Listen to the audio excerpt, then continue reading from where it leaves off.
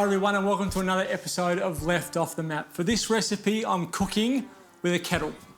It's all I need. I'm gonna need some gas or some flame to cook or to char my corn. But apart from that, the only thing I need is a kettle. I'll show you what I mean in a minute. First thing though is to char this corn. So if you've got a gas hob at home, then you can just place your corn on top of the gas hob, like so, and it will char the outside of the corn. I'm going to make the start of a pickle. So in a bowl, I want to pop some sugar, about a tablespoon of sugar, some apple cider vinegar. So just move your corn around so that you get coloured all over. The juice of a lime, pinch of salt, give that a stir. So the sugar is starting to dissolve, which is great. Now I can put together, well, the main ingredient of the pickle, I guess, is the shallot. So I'm going to peel a shallot, slice it, and then pop it into that pickle juice. With the shallot, I'm going to put some red chilli. Pop those in.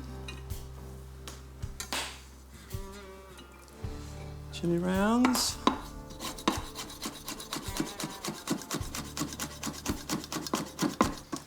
The vinegar, the lime juice and the vinegar that's in there will help soften the heat from that chili. Oh, there we go. Turn that off. So we'll give that a stir, let that sit for 5 minutes. Then my corn will come off the cob. The best way to cut corn off the cob, don't stand it up like that, because when you cut it down, your corn falls all over your chopping board. Just like that, and run your knife through that way. It's not gonna fall as far. After we've left that to pickle for 5 minutes, our corn will go in. I'll dice some red capsicum. My coriander I'll chop and try and chop it fairly fine. And my creme fraiche goes in. And that's my salsa coming together. And then we'll be back for the fish.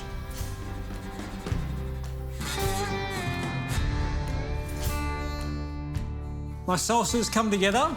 It's a very versatile salsa. It's absolutely, once you've tried it, you'll just keep making it and making it and making it, and using it for lots of different things. But I think it goes best with some salmon, some poached salmon. So I've got some Huon salmon here. Skin off, because we're poaching. Pop them into glass container.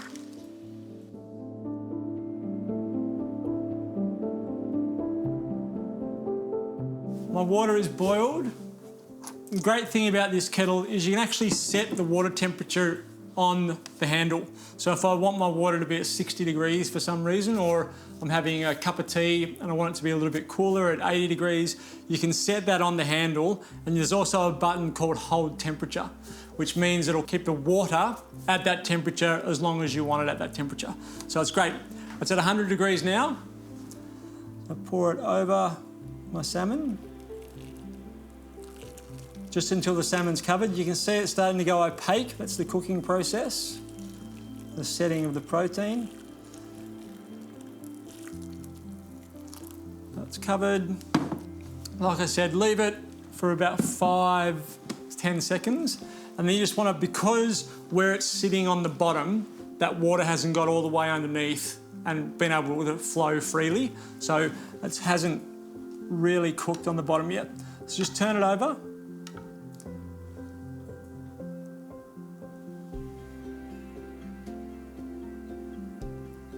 And I'll pop some cling film on top of that for 6 minutes, and then we're ready to plate up.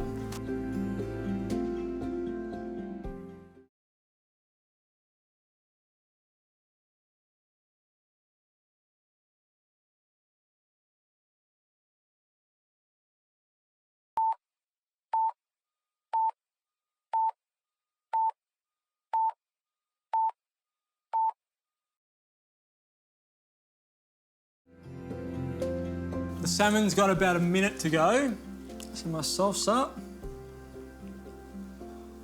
into a bowl. It really is a salsa that will change your life. You'll make it so often. It's really simple to make. It doesn't take a lot of time. It's nice and cheap.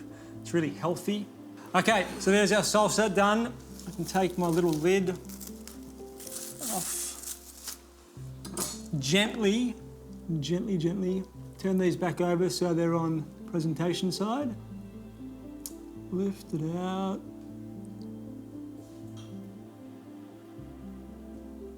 Pop our poached salmon on top of our salsa. Then get a little bit more salsa and just sprinkle over the top. Pinch of salt on top of our fish.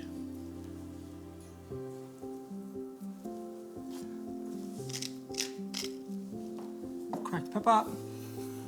There we go. A super healthy dish that you won't think is healthy because it tastes so good.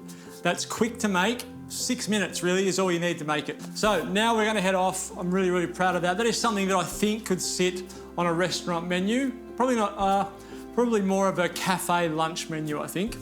But all week we've been learning about Peacock and Jones in Hobart. My role there as culinary curator. We've been hanging out with Ishan, the head chef, and meeting all the beautiful producers. And from that, we've developed the menu. And today is all about tasting that menu.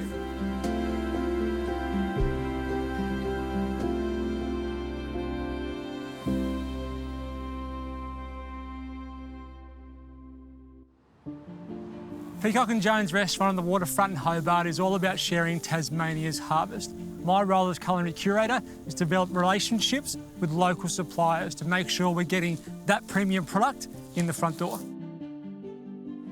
Our menu keeps food miles to a minimum. We can have produce that's harvested in the morning on the plate that night. Ishan and I have developed a strong collaboration. His technical expertise really does take the menu to the next level. As a chef, I'm really inspired of what grows here in Tasmania. My passion is to bring this amazing produce and to capture it on our menu and showcase what Tasmania has got to offer. What we see in front of us is the fantastic variation we get on the Peacock and Jones menu. From line-caught East Coast calamari to Lyndall lamb just outside of Hobart and Robbins Island Wagyu from up the northwest coast of the state. Ish, I always like knowing what the chef loves. Which is your favourite here? I would probably say the squid. With this dish, what we've tried to do is use as much of the animal as possible. So, yeah, I mean, very minimal goes to wastage, and I really try to focus on that part of cooking. Speaking of that, we got the body charcoal over there, and we use all the bits and trimmings to turn it into an amazing cracker, which showcases as another element on the plate. The one I love the most is the lamb. The really important thing for me is that I've been on the farm. I've spoken to George and I've seen how these animals are reared. And that, for me, is the real connection to the dish. These two dishes are a perfect example of what Ish and I got to see on the farms. Great produce within an hour's drive of Hobart. The lamb from Lyndall Lamb, where George takes phenomenal care of his product. The curdy from Tongola, where we got to meet the baby goats and see Ian in the process of making the cheeses. And the potatoes from Tony Shearer, where we got some input into when they're harvested and what size they'll be when they're delivered to us the same day. Ish, how was your experience on farm? To be honest, it was a sensational experience. It was overwhelming, actually, in a good way, because I had never imagined I would be able to go to a farm as such, and that all overall spoke to me about quality when I was there. So the amount of care George was putting in his lamb and the way Ian was handling his cheese, and the way they were talking about their produce, going through what they go through and to deliver us this. I mean, it was an amazing experience as a chef. And to be able to see how passionate they were about their produce really excites me to work more and more on how we deliver that quality on our plate in the restaurant.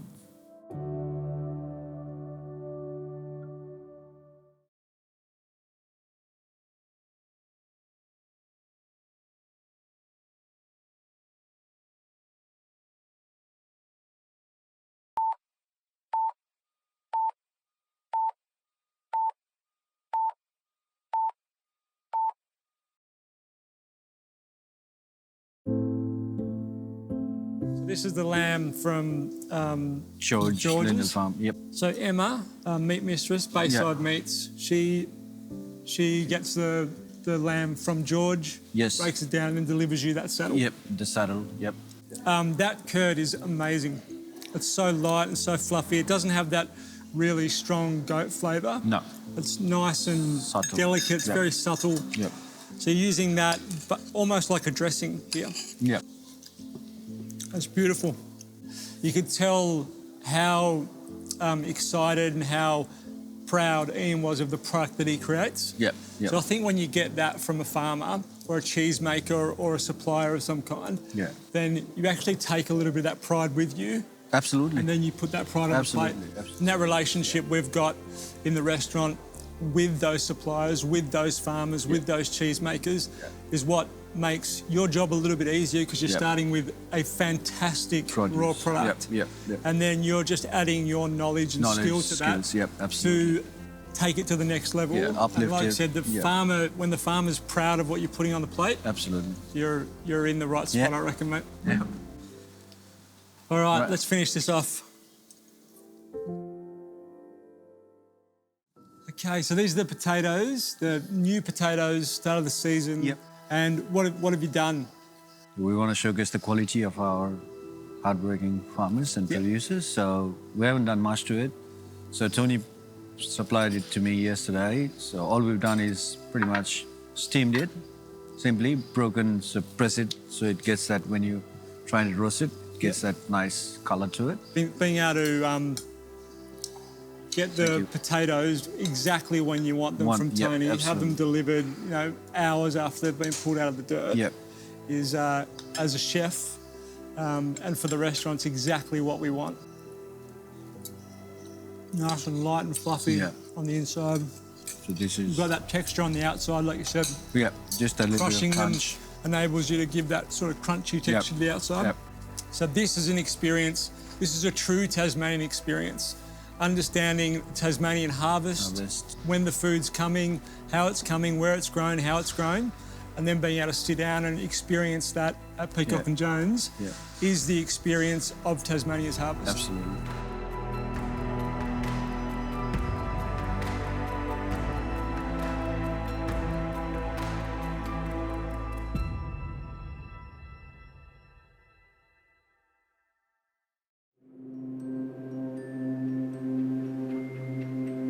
The menu at Peacock and Jones has come a long way, and it's been a lot of fun working with Ish, developing the new direction of Peacock and Jones.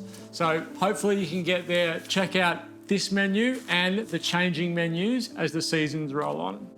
All right, back to the kitchen and stuff we can get done in our own home. We're going to take advantage of the mincer attachment that comes with the KitchenAid here to create a really flavour-packed mince to make a bolognese, a little bit of a different bolognese. So attachment's on, turn it on, and you just got to feed it through bit by bit. So I'll start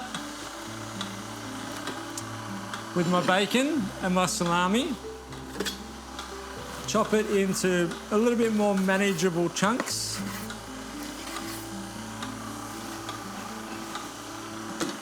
Then grab some of the mince, put that there. A garlic clove, put that there. A little bit of leek. Now it's all going to get mixed together once we sort of fold it through, but this is just to give you an idea at the start of what we're trying to create, some parsley. And then feed that down into our mincer. Some garlic, some onion this time. And it's going to continue doing this until you end up with a mince that comes out, which is a combination of all of those flavours.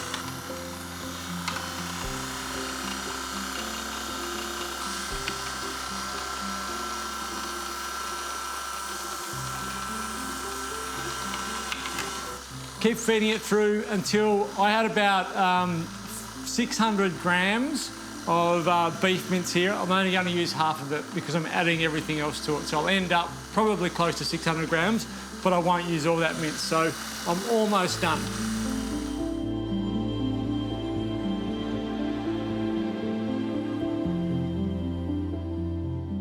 So I have my supremely well-flavoured mince, which is going to need a big pinch of salt. There's no salt in there yet. There's a little bit of salt from the cured meat. And then we're going to cook that off until it's nice and golden brown in our pan. And the final ingredients, tomato paste, normal, passata, normal. And then I've got Worcestershire, which some people add to bolognese, and a little bit of beer, which I'll reduce down. So I'll get my mince in. I shouldn't need any oil. Start cooking all that off. When it's golden brown, I'll start adding my other ingredients.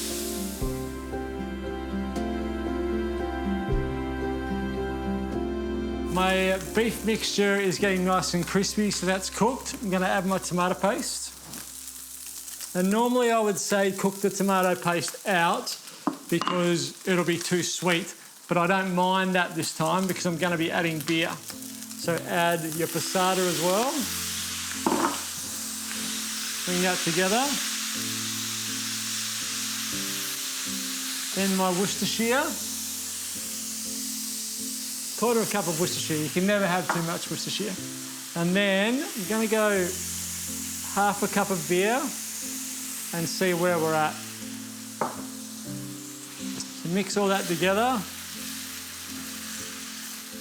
I'll turn that right down. Let that simmer away and just reduce a bit. And start. And the reason it needed the beer is because it is quite sweet because of that tomato paste and that Worcestershire sauce.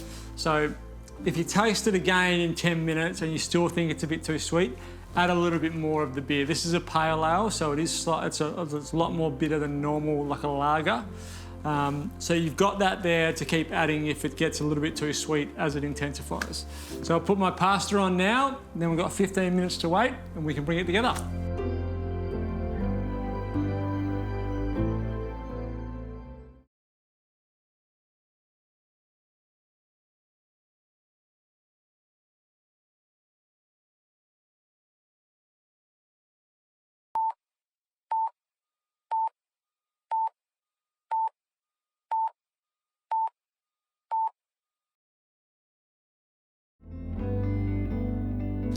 Pasta has finished. I'm not going to move the pasta into the sauce and make a combination of the meat sauce and the pasta. I'm going to separate them like a classic bolognese would be. So just reducing down the last little bit of my sauce so that can go off. Get a serving spoon. Got my tongs. Turn that off. And spaghetti. I don't mind taking some of this pasta water into the bowl because that will mix with the bolognese sauce. That's okay. And you could finish this with some parmesan. Actually, I'm going to finish it with some parmesan. That's a good idea. Bolognese on top. Classic bolognese with a nice twist of beer, bacon, and salami. And an interesting way of making our mince. There is so much more flavour in that mince because of the way we made it using the KitchenAid to mince up our own meat sauce mince. Parmesan.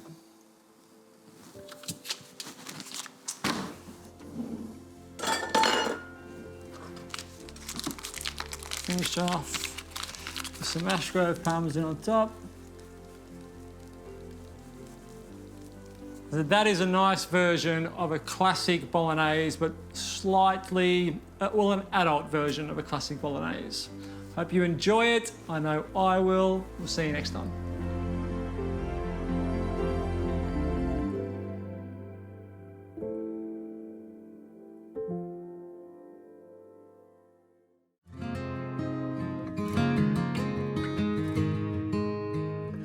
After spending a little bit of time in Peacock and Jones today, I want to talk about how you care for your knives. So a few little tips. Never put your knives in the dishwasher. And a chopping board, the right chopping board for your knives is important. You want one where the board will give a little bit. So a wooden board or a rubber board. Don't chop on a glass board because you're going to blunt to the edge on your knife. And the best way to check and see whether your knife needs honing or sharpening, remember that honing a knife is done on a steel and sharpening a knife is normally done on a whetstone. The best way to see whether you need to sharpen it, get yourself a piece of paper and just move the knife through the piece of paper. If it doesn't cut, it needs to be honed. So we'll hone this.